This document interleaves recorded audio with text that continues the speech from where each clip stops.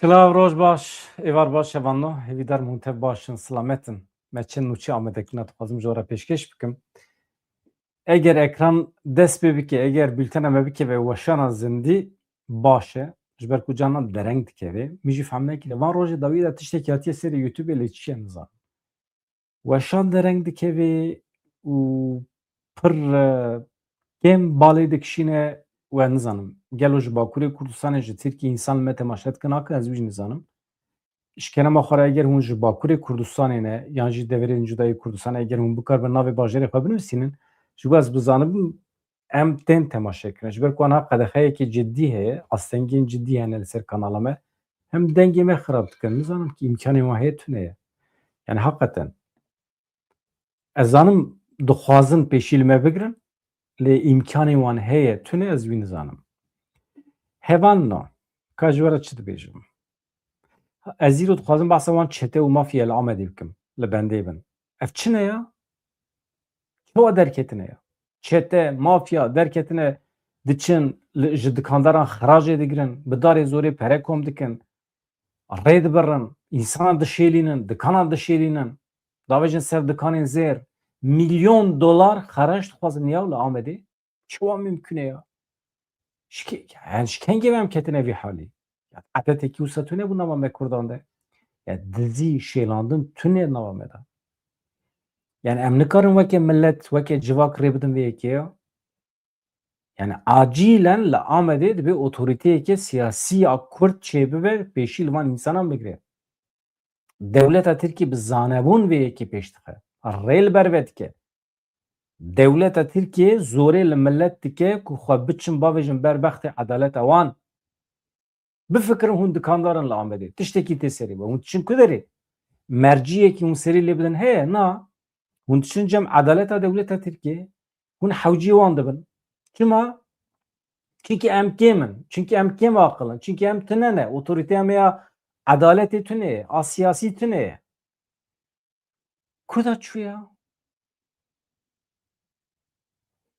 em ê hinek behsa vê yekê bikin îro roja rojnamegeriya Kurdî ye hevano çend sal derbas bû sed û bîst û heşt saliya rojnamegeriya Kurdî ye ez gelek spas dikim ji bo we hevano îro her wiha rojbûna min e jî niha li ser Facebookê zemanekî min nivîsiye tarîxa rojbûna xwe êdî wî dikin êdî ew diçe pêşiya hevala êdî dibînin ama çawa mesaj tên çawa tên hevalê ku numara min a WhatsAppê bi wan re ye ji xwe ser wê dirê dişînin ser Messenger dişînin ser hemî bi rêw û rêbazên ku berdestê wan e xwe dikarin bigînin min peyam şandine ji bo pîrozkirina rojbûna min mala we ava ez fêrî rojbûnê nebûme cara yekem di bîst saliya min de rojbûna min hat pîrozkirin ew jî li Ewropayê heqeten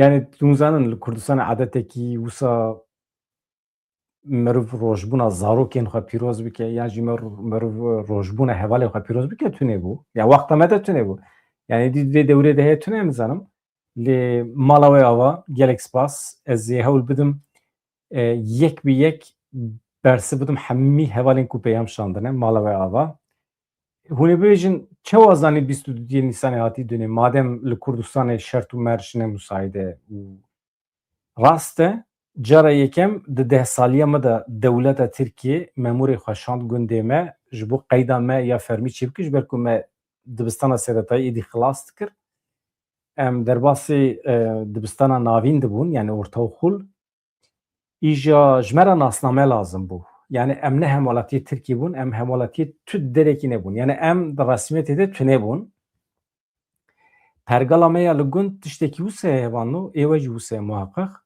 dewlet li gund tune ye mesela gundiya nava xwe de şer dikir bi xwe di nava xwe de sulh pêk danîn aştî pêk danîn nakokî heba ew rûspiyên gund hal dikirin yani edaletekî nava gund bi xwe de hebû mekanîzmeyekî hebû gundiyan bi xwe di nava xwe de zeviyê xwe parve dikirin erdê xwe parve dikirin şer û pevçûnan bi xwe hal dikirin problemekî wan heba yani rûspiyê gund hebû yani komîsyonekî hebû تا van salê dawiyê de dewlet hat gund xwest otorîte xwe saz bike.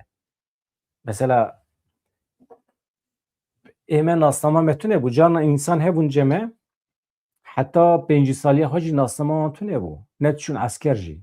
Heta ku ew pergala dewletê pêş ket, êdî însan hatin girtin, ji wara nasname hat derxistin, bi darê zorê birin eskeriyê. Însanên çil pêncî salî çûn eskeriyê jî hebûn. Ya çi dixwazim bêjim, îja memûrê dewletê hatin gund, wisa li diranê me nêrîn, ka yekî çend diranê wan ketine û li gorî xwe ji xwe re salekî nivîsandin. Tamam. Yek, nizanim 1970 nizanim çi. Yek danzde, nizanim 1970. Lê carekî sohbeta min û xwişkam çê bû, got tu zanî tu kengî hatî dûnyayê? Min got na. Got ez te re bêjim. Got mala me li Vartoyê bû û ez jî çûbûm gund. Vêya xwişka min dibêje. Silav û rêzê xwe dişîrim jê re. Got ji min re xeber hat ku got ji diya te re zarokek çêbiye yani ez. Şandine pê min ku ez eleacele biçim Vartoyê û piştgirî bidim diya xwe. Yani ji nexweşe yani jê re zarokek çêbiye. Got tamam. Ez jî ji gund rabûm ketim rê piyatî. Ez wextê gihîştim nava Vartoyê min dît Şahî heye. Şahî heye di navê 23 Nîsanê. Yani 23 Nîsanê roja netewîya zarokan e li Tirkiye. Her derê cejin heye. Zarok wî rojê naçin mektebê yan jî di çarçoveya mektebê de tevlî şahiyan dibin. Divê ez jî 13-14 salî bûm, pir kêfa me hat. Ez jî tevlî wan zarokan bûm, neçûm malê. Heta êvarê. Divê ez zanim tu rojekî beriya 23 Nîsanê hatî dûnya, ew jî teqabûlê 22 Nîsanê dike. Roja Rojnamegeriya Kurdî. Bi vîya we ê min 22 Nîsanê sala wî ji we re nabêjim. Ez 38 salî me. Tevê çend me. Meha ji we re nabêjim. Meha ji we re nabêjim, tenê sal dibêjim. Ya mala te ava. Ya ê min tenduristiyan baş e, bi vê wesîlê behsa tenduristiya xwe bikim di rojbûna xwe de yani mafê me heye ya. Îro rojbûna min e ez behsa wê. Di jiyana xwe de tu carekî li nexweşxanê min şeva xwe derbas nekiriye. Neçûme xestexanê ranezame. Ji bo meseleyê piçûk miçûk virdewê de rêya min ketiye xestexanê, nexweşxanê çûme. Lê wisa nexweşiyekî ku min bide razandin, razan tu nebiye. Çê nebiye. Yani tişmiştê piçûk miçûk çêbûne yani ama derbas dibin. Mala we ava. Gelek spas dikim. Ji vê derê jî heval rojbûna min pîroz dikin. Mala we ava. Tamam e. Niha ev roja Rojnamegeriya Kurdî her sal em çê dikin. Êdî hûn jî aşînan em.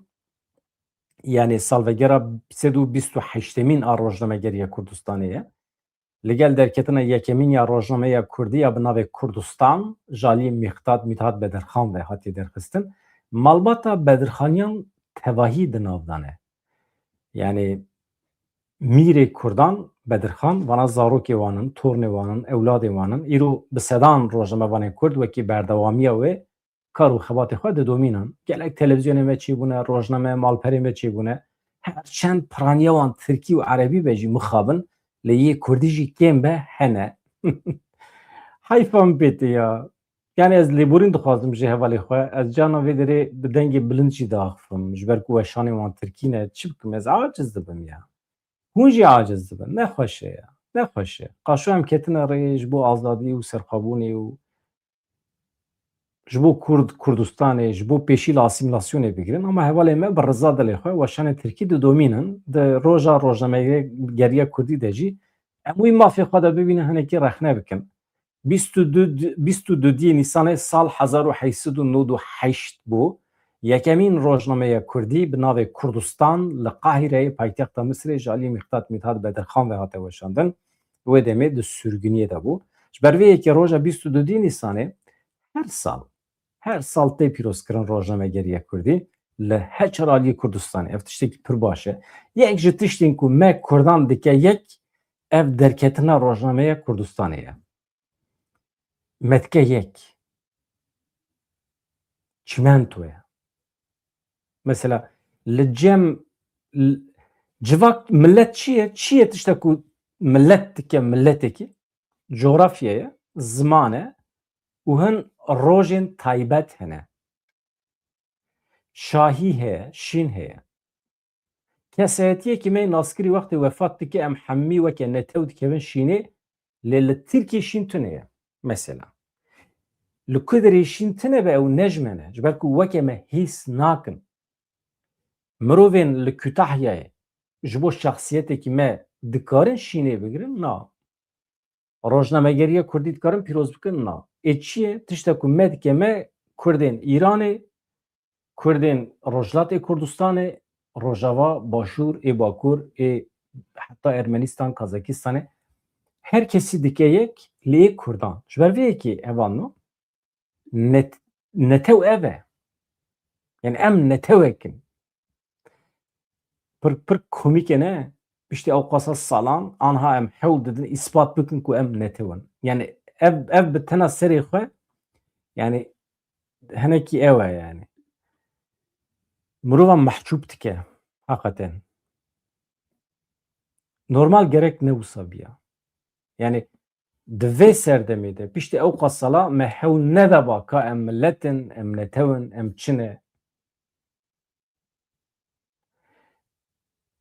Em netewin wekî dünya alemê ne kêm ne zêde.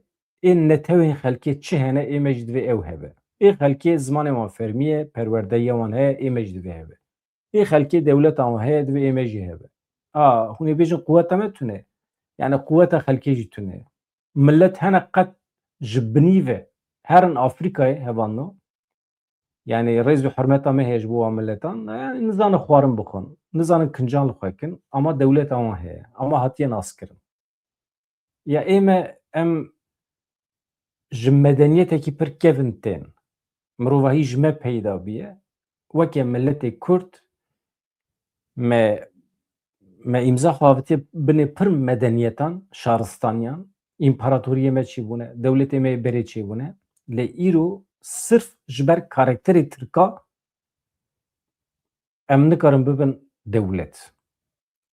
Yani qewmê Ereb bîst û du dewletên wan hene ême tune ne. Çima yani? Yani çikê me mesela ji Qatarê kêmtir e. Qatar çi ye?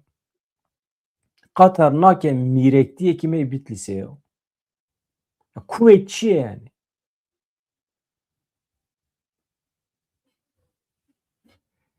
Yemen, Oman, Ürdün hemî kraliyetê piçûk piçûk in yani. Cem em jî eger mîna wan tev bigerin, eger em mîna wan tev bigerin ême jî herî kêm 10-15 Kurdistanê me dikarin çêbibin. Çima çê nebe? Kurdistanekî yekgirt û ya mezin jî îcab nake. Yani em dikarin 10-15 Kurdistanan çêbikin. Yani dewletên yekbûyî yên Kurdistanê me rû dikare ava bike. Çima nebe ya? Yani ji me re nebêjin nabe. Beriya dijmin em bi xwe pêşî li xwe digirin. Em bi xwe pêşî li wê mantiqê digirin. Em na ya hûn nayê li mirov xewnan jî bibîne ya. Belkî ji xwe re dixwazim xeyala bibînim. Pêşî li xeyalê me negirin, xeyalê me nekujin. Rojnamegeriya Kurdî wisa hevando îja min ev nûçe ji Kudirê girtiye binêrin. Nûçe TV televizyonekî nû yê tê ava kirin. Ew ê temamê ew ê xîtabê temamê Kurdistanê bike. Ez jî bi mereq li bendê me kengê dest bi weşana profesyonel dike. Niha malperekê wan heye canan dikeve me nûçe digirim, dixwînim. Gelek nas û dostê min, hevalê min hene di nava xebatkarên Nûçe TV de. Rêz û silavê xwe dişînim ji wan hevala re. Yani wisa nivîsîne. Yani piştî Rojnameya Kurdistan piştî 128 salan ana di dîroka rojnamegeriya Kurdî de di mesela weşangeriya televizyonê de Met TV elbet bu gava yekem di dîroka Kurdistanê de ez bi xwe dibêjim Kurdistana fezayî ava bû bi Met TV re. Fezayî. İja ji Met TV, Medya TV, Roj TV, Stek TV, Rudaw TV, 24, Kanal 8, Nûçe TV ya bi dehan televizyon hene. Gelek televizyon hene. Ava TV heye. Wekî din hûn navan bibêjin. Tonkî televizyonê me yê Kurdan hene. Ana ji bilî van televizyona ajansên Kurdî hene li ser rêça weşangeriya Kurdistanê. Yani Mithat Bedirxan ev şefê me yê rojnamegeriyê ye. Hûn dibînin vê derê bi tevî Sümêlê xwe. Hevano bi vî şiklî we jî peyamê xwe nivîsand û rojbûna min jî pîroz kir roj salvegera rojnamegeriya Kurdî jî pîroz bikin û em derbasî mijarekî din bibin. Niha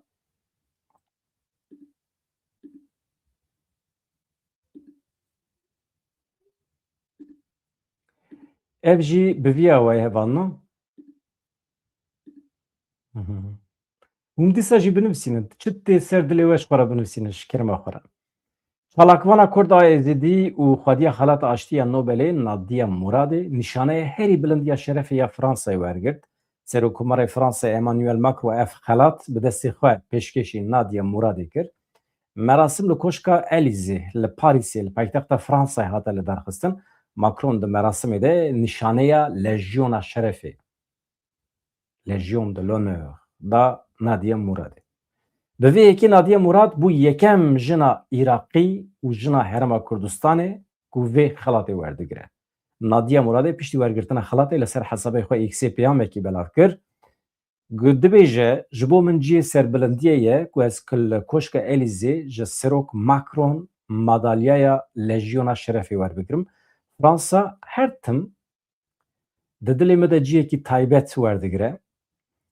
Ev xelat ne tenê ya min e ya hemû kesên ku rizgar bûne, kesên bêdeng, kesê ku li hember bêdengî şer dikin. Dibe ev xelat li ser navê wan digirim. Wekî din dibe ev xelat ya hemû jin û keçan e ku diaxifin tevê ku cîhan hêjî ne amade ye goh bide wan. Li aliyê din Emmanuel Macron pesnê wêrekî û hewlên cîhanî yê Nadia Muradî da balkişan serola wê ya di eşkerekirina tawanên Daişê de suçên ku Daişê li hember milletê me yê Êzidî pêkaniye.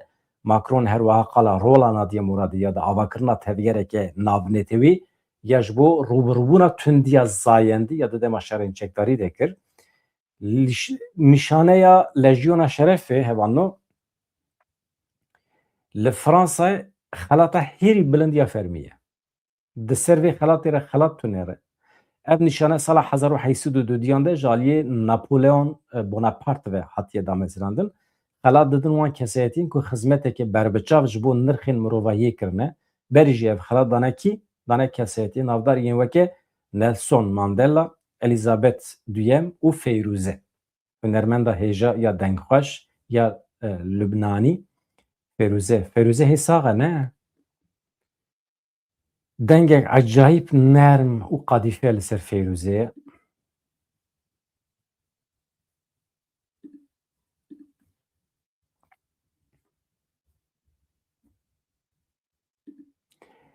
Niha rejîma Îranê rihet nasekine evan da. Ecayîb di vî şerê de hêjî însanan darve dike. Aniha cezayê darvekirinê li xortên Kurdan dîsa biriye. Em çawa ji nav derbikevin? Em çawa dikarin ji Îranê bifilitin? Heqeten em şaşmane. Şaşmane. Fotoğrafê wan xortan hebû ez nikarim bînim ser ekranê jî. Yani rewşekî ecêb e. Ez naxwazim fotoğrafê wan nîşanê we bidim û dilê we jî bihîşînim. Dewletekî çetê ye. Heval dinivîsînin mala we ava. Binivîsînin hevalna. Canan bibin abone, canan weşane biecibînin jî kêfxweş dibim. Nekin jî mala we ne mesele ye. Niha ez fotoğraf nîşanê we nedim. Hevalno sê girtiyên Kurd bi bahaneya tevlî çalakiyên jin jiyan azadî bûne li Rojdatê Kurdistanê bi cezayê darvekirinê hatin cezakirin. Rêxistina mafê mirovan ya Îranê diyar kir ku sê girtiyên Kurd li girtîgeha Bokanê li Rojdatê Kurdistanê têne ragirtin. Ji aliyê rejîma Îranê ve bi cezayê darvekirinê hatin cezakirin. Li gorî vê yekê cezayê darvekirinê li Rauf Şîx Ehmedî, Mihemed Firacî, Muhsin İslamgah hate birîn. li gorî vê yekê dadgehê bi sûjbariya dijminatiya li Xwedê. Ya acayip tişte ya. Ya ji te re çi dijminayiya li Xwedê kî dijminî li Xwedê dike nake yani tu li hember rejîma Îranê disekînî divê te dijminî li Xwedê kiriye. Li ser navê vana kafirin ya. Hakikaten vana ser küfrê ne ya. Li ser navê Xwedê însanan dikujin. Yani Xwedê nizane însanekî bigire ya bikuje. Tu radibî di şûna Xwedê de însanekî darvê dikî. Cezayê kuştinê lê dibirî. Dewleta Îranê rêveberê wan li ser küfrê ne xwe dixin şûna Xwedê û dikarin di mesela ecelê însanekî de biryaran bidin. Ruhê însanekî bigirin yan negirin. Tiştekî wisa çawa çê dibe? Xirabkirin divê xirakariya li ser rûyê erdê. Efsad fil arz cezayê darvekirinê li van xortan birîne. Binêrin. Dewleta li ser küfrê xwe dixe şûna Xwedê cezayê kuştinê li însanan dibire. Şêx Ehmedî di 26 Kanûna 2022 de li Bokanê hatibû binçavkirin, piştre û biribûn navenda îstixbaratê ya li Urmiyê. Li vê derê bi qasî 5 meh û nîvan agahî jê nehate wergirtin. Mihemed Feracî jî 11 Çilêya 2023 demekî kin piştî binçavkirinê birin eynî navendê. Muhsîn İslamgah jî ku dema ku hate binçavkirin 16 salî bû birin yekînêya îstixbaratê ya li Urmiyê. 40 rojê agahî jê nehate wergirtin. Piştre û birin girtîgeha Bokanê. Parasvanê mafê mirovan dibêjin her sê girtî dibin çavan de bi îşkence bi zorê îfadeyê wan hatiye wergirtin. Ya zarokekî 16 salî tu radibî xwe dixî şûna Xwedê tu rihê zarokekî 16 salî digirî em çawa dikarin îdare bikin van însanan ra? Heqeten em şaşmane ya. Nizanim pişî min disekine. Ya Trump dîn e, Trump dîktatör e, berda ye ya bila lê xevana ji ortaya rake ya. Ya nabe ya. Rejimekî bi vî şeklî nemimkün e bijî. Nemimkün e em pêra li hev bikin ya. Rejimekî bi vî şeklî sibê heta êvarê xwe dixe şûna Xwedê û derheqê me de biryaran dide. Ya Donald Trump bila lê xe, Netanyahu bila lê xe vanan nabêjim vana însanê pak in. Ama bila bi hev kevin yani. Bila kûçik bi hev kevin ya. Çî işê me heye bi wan ya. Em çima kuşka ji hev dikin. Bila qirre hevû dibînin ya. Milletê sivîl bila ji ber neçe ama milletê sivîl jî milletê sivîl be yek derbekî de rabe ser piya dawî li vê rejîmê bîne ya. Melu çawa qisa dibe kole, dikare bibe mî, dikare bibe mehkûmê rejîmekî bi vî şeklî.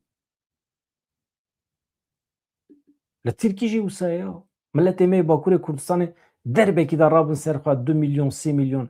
Ya çima organîzasyonekî wisa tune ye? Çima em ana radibin li Amedê çeteyên Kurd xeracê kom dikin? Çima em bi van mijara re eleqedar dibin?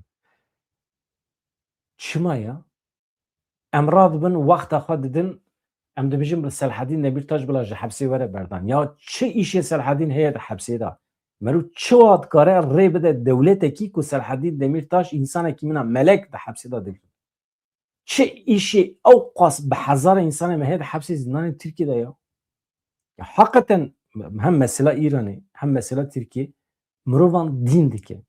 Ya normal rihiyeta me divê ne normal be. Em nikarin rojane bijîn. Yani nemimkün e meriv wisa nûçeyên normal pêşkeş bike. Nemimkün e. Yani tê hişî ez rabim bêjim li dewleta İslamî ya Îranê sê xort hatin darvêkirin û xilas. Nabe ya meriv dicirife, divê meriv hîs bike. Li Tirkiye dê hezaran însanê me bê sûç, bê guneh zirar nedane. Tu însanekî sirf ji ber Kurdbûna xwe de hepsê dane û hemî jî însanên bijartine. Vana hêza lokomotîf ya Kurd û Kurdistanê ye. Niyeta dewleta Tirkiye ew bû rêveberên Kurdan ê herî jîhatî, ê herî aktîf bixin hepsê ku li derve tu kesekî nikare bi milletê Kurd rake serpiya û wana bi rêk û pêk bike organîze bike. İnsanê ku anha di nava civaka me de ne jî di nava milletê me Kurdê Bakurê Kurdistanê de jî hemî ketine hepsê derketine û ceza li ser wan heye şartlı salı verme heye ew jî cezayekî pir ecêb e. Hevalna. Dewleta Tirkiye te dixe hepsê salekî 2 sala. Paşê te bi şert berdide. Dibe here derva acayip vana evin bêbextin. Dibe here derva lê di nava 5 salan de aynı suçî te dîsa davêjim hepsê. Bala xwe bidinê însanên me ê herî milîtan, ê herî jîhatî, ê herî slogan davêjin dikeve hepsê Tirkiye derdkevin dibin mî.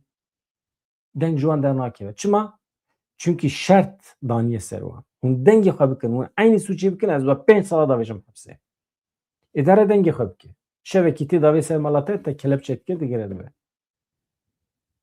Yani qaşûm me got em rêveberên dewleta Tirkiye kedî bikin însan van hovan ew me kedî dikin ya.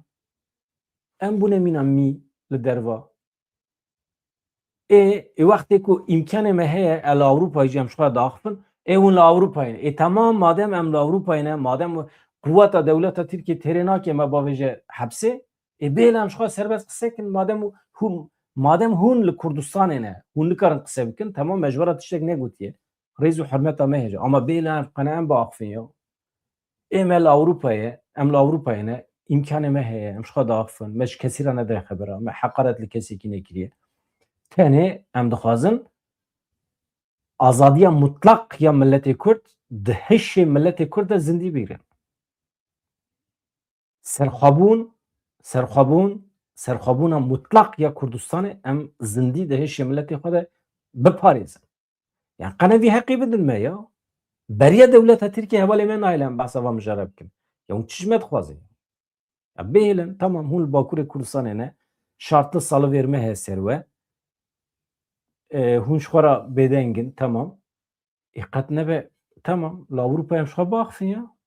Zerara me digê we na. Hevalno binivîsîn hûn jî biaxivin. Hevalê ku naçin Tirkiye nayên Firî Demirtaş rast e. Çi qas dikarin bêjin Firî Demirtaş. Demirtaş sembola hemî însanê me yê girtiye. Demirtaş were berdan hemî însanê din pê derpê tên berdan.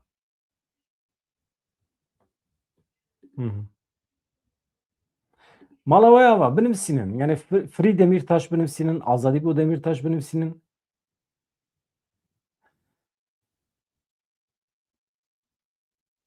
Na di nava milletekî de evanno îjab nake 40 milyon Kurd serî rakin. İjab nake. Di hemî şoreşan de hêza ku şoreş pêk tîne hêza lokomotîf a milletan e.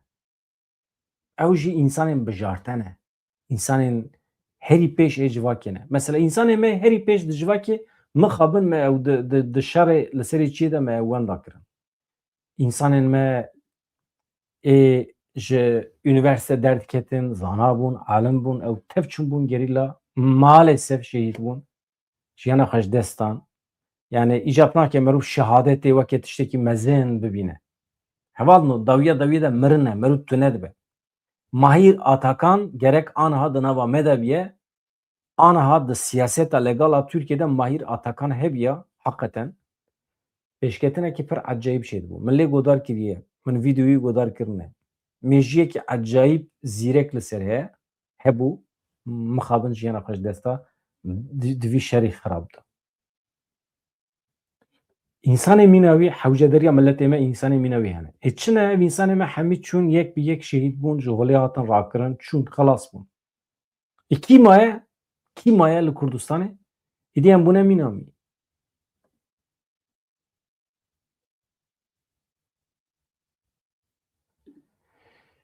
Ya Demirtaş hevalê ku min dişopînin Demirtaş nû nehatiye bîra min.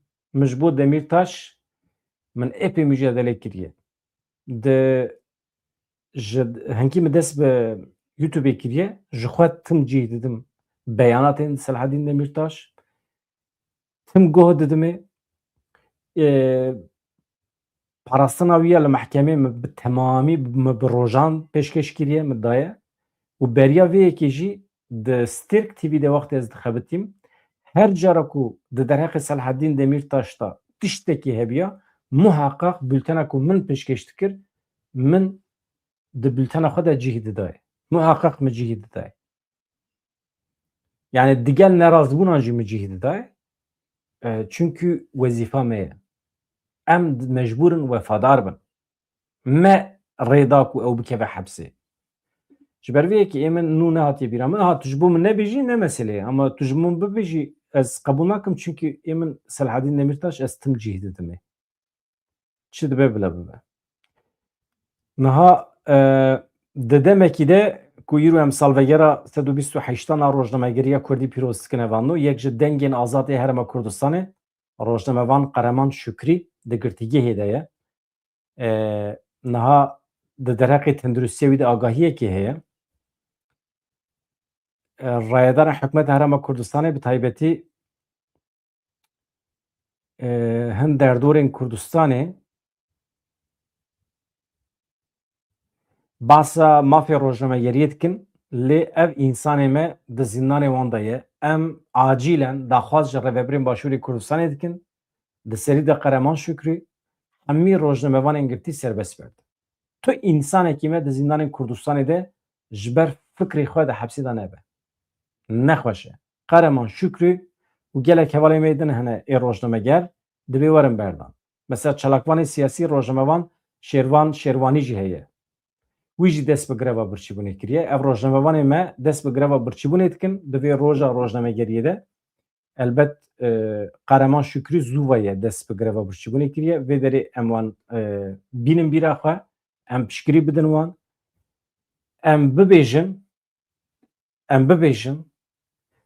zextê bidin ser Başûrê Kurdistanê. Hevan Rêveberên Başûrê Kurdistanê, Rêveberiya Silêmaniyê, Rêveberiya Duhokê ya Hewlêrê, a pedekê ya yenekê firq nake. Rîca me ji we ew e êrişên xwe yên li ser rojnamegeriyê, weşangeriyê bidin sekandin. Kî rabe pirtûk binivîsîne, roja din nexin hepsê. Kî rabe rojnamegeriyê bike, pergala we rexne bike, xizmeta we rexne bike, nevêjin hepsê. Mantıqa we ya siyasî rexne bike, navêjin hepsê. Veya ji bo Rojavayê Kurdistanê jî wisa ye. Ciyê rojnamegeran ne zindan e. Ciyê rojnamegeran ciyê rexnekirinê ye. Rojnamevan çêbûne siyaseta we, polîtîkaya we, îdeolojiya we, her tiştê we rexne bike. Veya normal e rojnamegerî ev e. Çünkü rojnamegerî nûnertiya millet e. Rojnameger nûnerê millet e. Kêmasiyê we, eybê we çi hebe dinivîsîne ji millet re dibêje. Êdî hûn li gorî xwe xwesere rast bikin. Neyên devê rojnamegeran band nekin, ne durun û nebêjin bila kêmasiyê min nebîne. Rêveberê me ê Bakurê Kurdistanê jî ê Rojava jî ê her derê ê Başûr jî. Divê hûn spas bikin ji rojnamegeran re. Ji ber ku hûn bi xêra rojnamegeran xwesere rast dikin di ber çavara derbas dikin. Eger rojnameger nebin, hevalê we dibin çete. Hevalê we gendelî dikin, hevalê we dizdî dikin. Rojnamegerekî wextê giliyê hevalê we kir got filan kes em pê hesiyane gendelî dike, gerek hûn bêjin spas te re ey rojnameger. Te pîsî xirabiya me derxist holê, em spas dikin ji te re ka em vî camerî ceza bikin. Ama hûn çi dikin? Hûn radibin rojnameger ceza dikin ya. Ya tiştekî wisa dibe? Çawa mümkün e ya? Ez dîsa numuneya Swîsrê bidim derbasî mijarekê din bibim.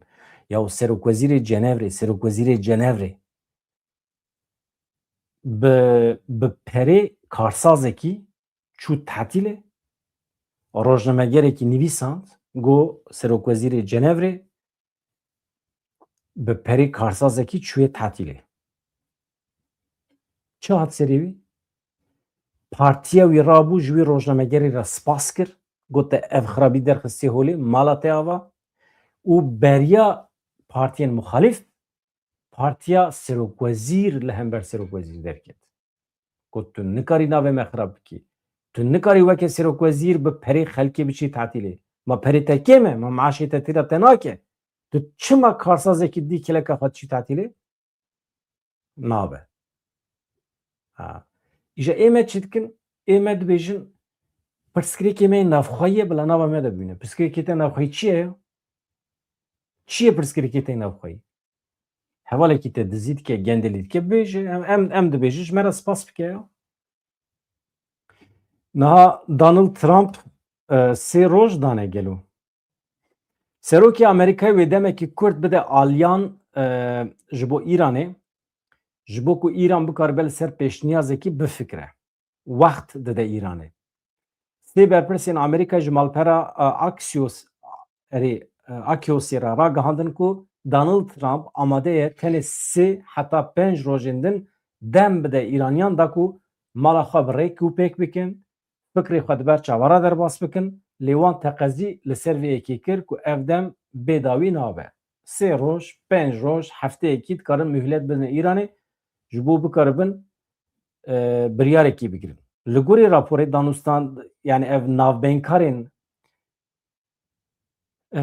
navbênkarna ev kesên ku li ser navê Amerîkayê danûstandinê dikin em bêjin di wê baweriyê de ne ku peyman hên jî mümkün e. Lê ew xemgîn in ku li Tehranê kesekî xwedî biryar tune ye.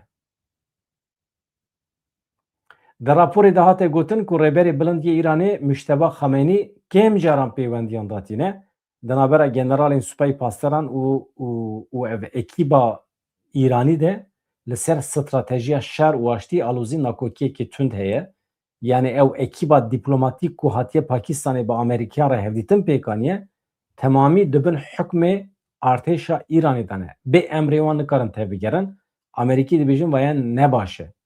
Ew ekîba Îranî ku hatiye müzakere dike li Pakistanê normal dibe medkarî bû wan re li hev bikira lê artêşa Îranê li dij derdikeve.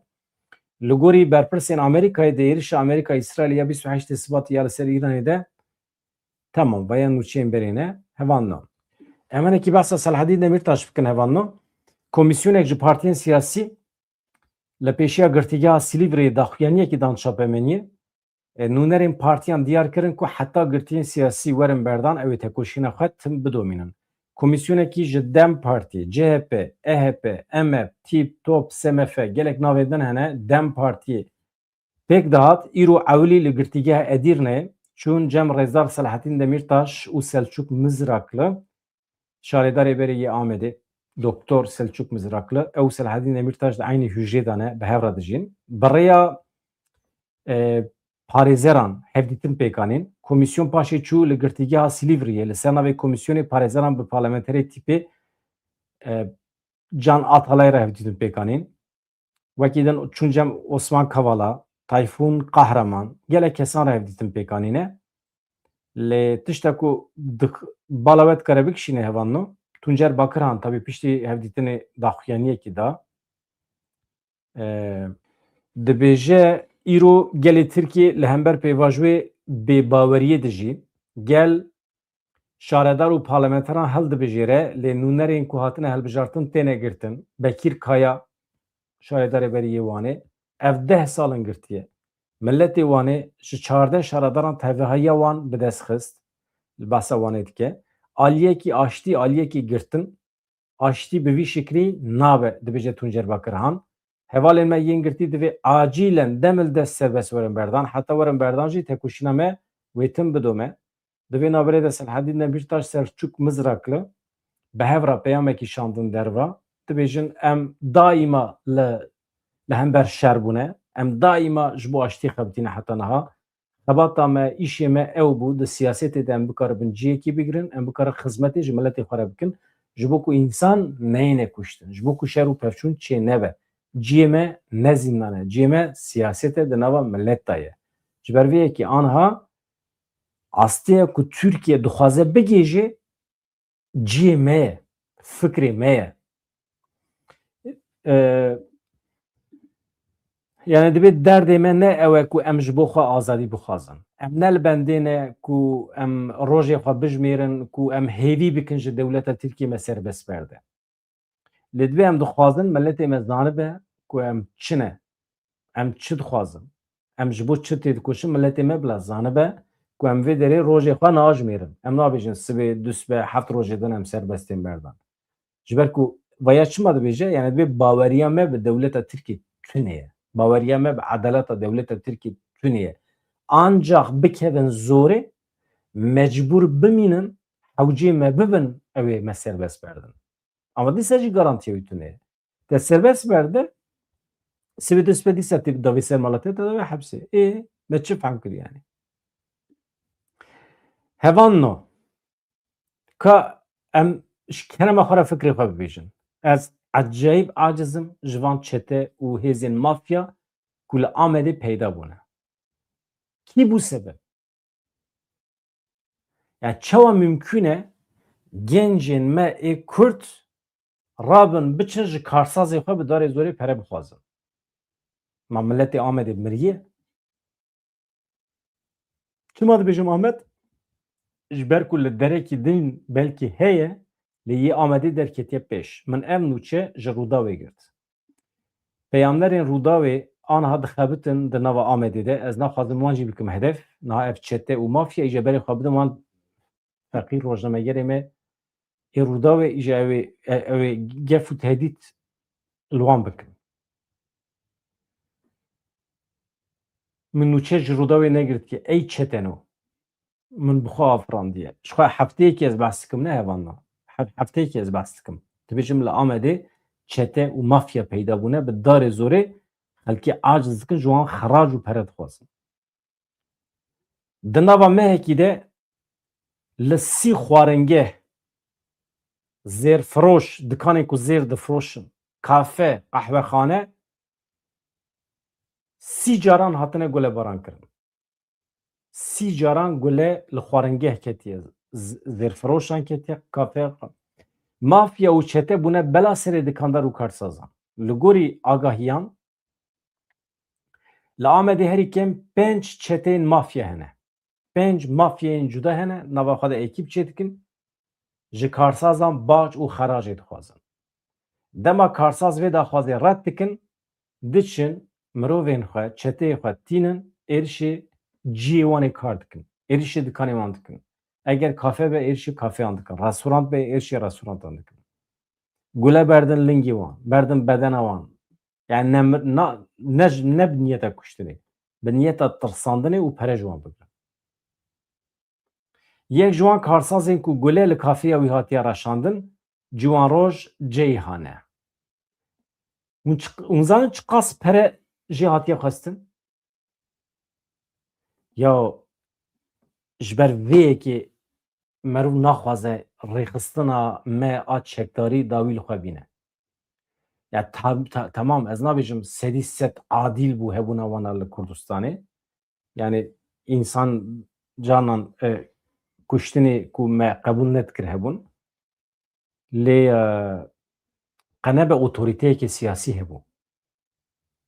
Yani çeteyekî hebiye biçiya ji dikandarekî pere bixwasta roja mayî 4 gencên Kurd ê siyasî diçûn didîtin û kesî ceseret nedikir xeraş bixwaze ji dikandara. Yani ez bixwe dikandar bim li Amedê bim kî me biparêze weke rêxistina siyasî ez ê baca xwe bidim wî. Ne weke xerac bi dilxwazî weke kampanya. Ez ê kampanya xwe bidim wî çima? Çünkü otorîteyekî çê dike. Edaletekî çê dike. Ez naxwazim weke dikandarekî bû me mağdûrê xeracê ez biçim xwe bavêjim berbextî dewleta Tirkiye. Naxwazim. Nexweşe jî. Ciwanroj Ceyhan karsazekî li Amedê ye. Çi qas pere jê xwestine? Milyonekî dolar. Yuh! Milyonekî dolar li Amedê li ku derê tê peyda kirin ya? Ya merov tiştî qaçax bifroşe jî merov nikare milyonekî dolar li derekî kom bike. Merov çawa radibe dide mafya û çeteyan? Jê milyonekî dolar pere xwestine. Ji ber ku daxwaza wan pêk nehatiye rabûne çûne kafeya wî dane ber guleyan. Niha polîs 24 saetan li ber ciyê wî ye nobetê digire. Binêre polîsê dewleta Tirkî hatiye Kurdan diparêze. Dikandarên Kurdan diparêze. Yani rewşekî skandal rezalet e ku em aniha ketinê navê. Xortê Kurdan bûne çete tên dikandara dixin, polîsê dewleta Tirkiye jî bûne parezvanê me tê me diparêzin. İje de were. Ya Ciwanroj Ceyhan dibêje em ne bi tenê ne em en dawiyene beriyan ha hatiye serê pir kesan piştî me jî gule li çend cihan raşandin mirov birîndar kirin kes newêre esnaf newêre biçe dikanê xwe veke em dibihîzin ku gelek esnafan dev ji dikanê xwe berdane dev ji karê xwe berdane hatta welat terikandine yeketiya jûrên dikandaran ya Amedê yeketiya jûrên dikandarên Amedê binêrin destsob ez nas nakim van êrişên ku li hember endamê xwe pek tên jaliyê çeteyan ve dişopîne ji bo çareserkirina vê pirsgirêkê bi parêzerê Amedê bi waliyê Amedê bi rêveberên asayişê re hevdîtin kiriye tişta ku felaketa ku diviya bû nehata serê me ev e binêrin yeketiya dikandarên Amedê çûne cem waliyê Amedê çûne cem Tirkekî yani wisa bifikirin waliyê Amedê asayişa Amedê vana hemî xortê Tirkan e vana qatilê Kurdan e vana ji bo asîmîlekirina Kurdan hatine Amedê ji bo kuştina Kurdan hatine Amedê normal binêrin normal ne zemanê berê wisa bû anha çi bîye xortên me ê Kurdan bûne çete bûne mafya davêjin ser dikanan davêjin ser malên karsazan karsazên me ê Kurd diçin cem xortên Tirkan dibêjin me biparêzin ji van çeteyên Kurd rezalet durum e ez nizanim yani mirov şoq dibe yani serokê yeketiya dikandarên Amedê Alîcan Ebedînoğlu diyar kir ku ev karê çeteyan e ev organize ye ev çete ye peywendiya me hem bi walî Amedê re heye hem bi rêveberên ewlehiyê re heye yani xortê Tirkan ra tekîlê me pir baş e hem jî bi saziyên me yê din re heye eger tehdîtekî gefekî eger zehtekî eger perexwestinekî çêbû dibe dikandarê me ji me re bibêje eger neynin ziman eger ji me re nebêjin vê yekê veşêrin ev meseleya çetecîtî wê mezintir bibe ji ber vê yekê divê em hemû şiyar bin li ku derê be jî ev xebata mafyatî çetecîtî li ciyekî wekî Amedê em tu jî nikarin qebûl bikin Amed bi pêşketinên siyasî derketiye pêş ev demek ye navê wê bi gulebankirina dikanan tê bihîstin ev demek ye li wê derê navê mafya navê çete derketiye pêş ev yek hem di nava dikandaran de hem jî di nava milletê Amedê bi xwe de bûye sedema nerazîbûnekî mezin li ser vê yekê fikra we heye hevano hevalên me yê li Amedê heqeten rewş wisa yan hinek mubalağa ye anha ev mesela mafya û çetecîtî bi qasî meseleyên siyasî mühim e yani ez jî di wê qenaetê de me ji bo ku milletê me aynen çete bi destê dewletê me zin dibe çima me çi gotibû ji bo ku milletê me karsazên me xwe bavêjin ber bextê edaleta Tirkiyê wisa dike dewlet çeteyan çê dike ji wan xortên ucûbeyê Kurda êriş pêk tîne li hember karsazên Kurdan û karsazê Kurda jî xwe davêjin ber bextê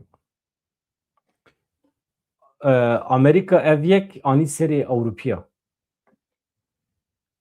Amerîka xwest serê Ewropiyan bi Rûsya re bikeve belayê di mesela Ukraynayê de ji bo ku Ewropî xwe bavêjin ber bextê Amerîka bibêje were me xilas ke aynî tiştan li Kurdistanê çê dibe dewlet milletê me dikandarê me davêje ber bextê wan çeteyan ji bo ku xwe bavêjin evê xwe bavêjin edaleta Tirkiyê bêje me xilas ke ji van çeteyan wela destê min ji we nabe hevano ez çi bikim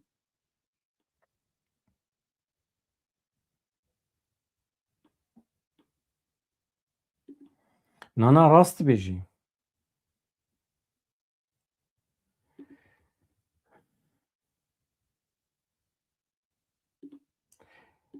li ku derê dibe bila bibe hevano tiştekî li derveyê mantiq hate kirin karê çetecîtî ye tiştekî derveyê mantiq Yani li derekî rojnamegerekî Akifî be, karsazekî Akifî be, eger xort biçin ew bigirin bixin çavan karê ChatGPT'ye divê müdaxile were kirin.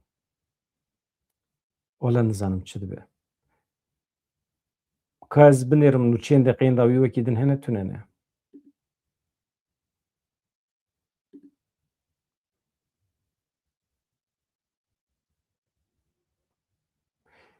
Ya ecayîb pêşketinê nû hene hevan no, kal bendê bin ji kerema xwe re ez hinek nûçeyên deqeyên dawî were parve bikim, bisekinin. Tiştê pir xweş hene, bisekinin.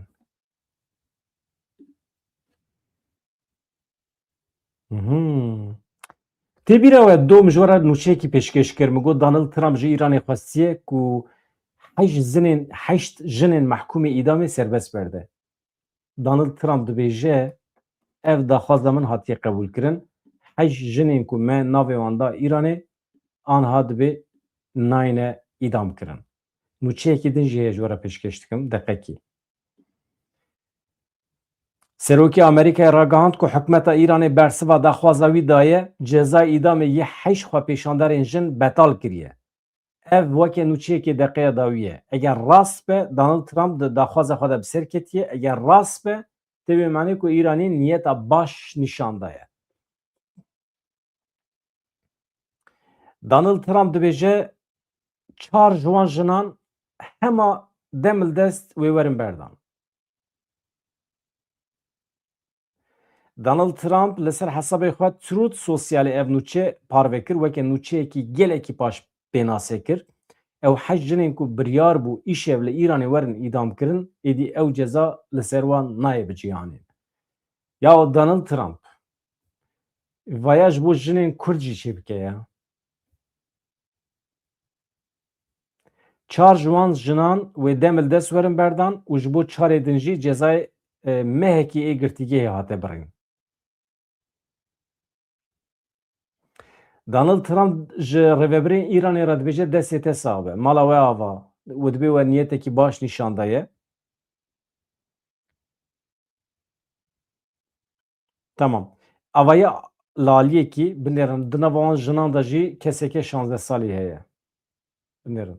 Diana 16 sal ye ji Kerecê ye ji ber beşdariya xwepêşandanan hatibû girtin, cezayê îdamê lê hatibû birîn. Di derbarê dewleta Îranê de min fikrê xwe ji were got. Ev dewleta kujêr ku milletê xwe dikuje nemimkün e em bi wan re li hev bikin.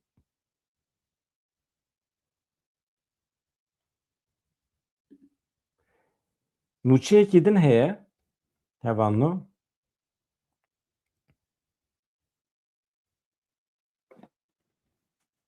Serokê Parlamentoya Îranê beyan kir nabe Tengava Hurmuzê bi binpêkirina eşkere ya agirbestê were vekirin.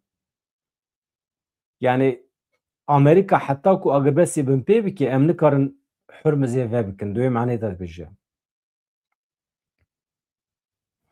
Nûçeyekî din hebû ji Pentagonê hevan no ka çi dibêje? Ew jî gelekî mühîm e. Wezareta Şerya Amerîkayê ragihand ku di şerê li Îranê de ku heft hefte li pê xwe hîştine hejmara leşkerên Amerîkayê birîndar gihîştine çar sidî. Waya weke raporekî pêşkêş kiriye. Yani ew di nava xwe de meselê wanê navxweyî ne. Raporê xwe pêşkêş dikin. Ya di doza Gulistan Dokuyê de pêşketinekî wisa berbiçav çê nebû. Tabî walî hate girtin. Aniha herkes li bendê ye ku bedena Gulistan Doku were peyda kirin, were dîtin, li Kudrê veşartine mesele ew e. Yani Donald Trump dibêje heta îniyê me wextayê wan dibe ku em tiştên xweş çê bikin. Hevan no ji min ew qas binivîsînin, bibin abone, hinekî destek bidin me ku em vê kanalê mezin bikin. Hevalê me li Bakurê Kurdistanê we nivîsand. Yani kanala me tê temaşe kirin li Bakurê Kurdistanê. Ez dixwazim emîn bim. Çünkü berê ez hinekî îşaret bibînim ji Amedê Bakurê Kurdistanê ez heta ku ji we îşaretekî nebînim, min îro hinekî cihê da mesajê we, mala we ava. We tiştê xweş nivîsîndine. Mêrxasî. Mala te ava ji bo pêşniyazê te temam e, ez ê li ber çavan bigirim. Ha, deqekî. Ya, Ozan Kazo, dengbêjê me Kazo nexweş e. Gava din ez ketim Facebookê, me di Facebookê de pê deranî ku Kazo nexweş e, deqekî li nexweşxaneyê ye. Ew jî min kî parve kibû nizanim ama ji hinekî wenda bû. Di vê derê de em saxî silametiyê dixwazin ji bo ozanê me dengxweş Kazo. Divê em li hember wî jî wefadar bin. Deqekî temam. Min dît.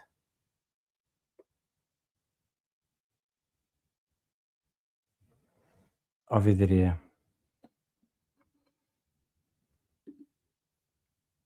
Ez fotoğrafî bînim ser ekranê. Ya gencê jî nexweşiya wî tam çi ye nizanim. Lê ez dixwazim hûn saxî silametî hêvî bikin ji bo hozanê me, ji bo ozanê me Kazo. Em jî hêvî dikin ku demekî kin de rabe ser xwe û were nava me û eger firsenda min çêbe eger hinek were ser hemdê xwe me pêra bernameyekê çê bikira baş dibû. Tabî Ozan Kazo pir birê ve nasiya me heye, me pir caran hev dîtiye, me bi hev re bername çêkiriye hem li Ewropayê hem li Stenbolê. Ez zemanekî çûm Stenbolê dihatim jî xweş bû. Pêvajoya aştiya berê de çûm dihatim. Hêjî dikarim herim werim. Lê naxwazim. Naxwazim. Heta ev cîranê me kedî nebin ez naxwazim biçim. Îjar em silav û rêzê xwe dişînin ji hunermend Ozan Kazo re her hebî mamoste silav rêz ji te re. Roj ji te re jî silav. Temam. Hevando xatirê we silav rêz.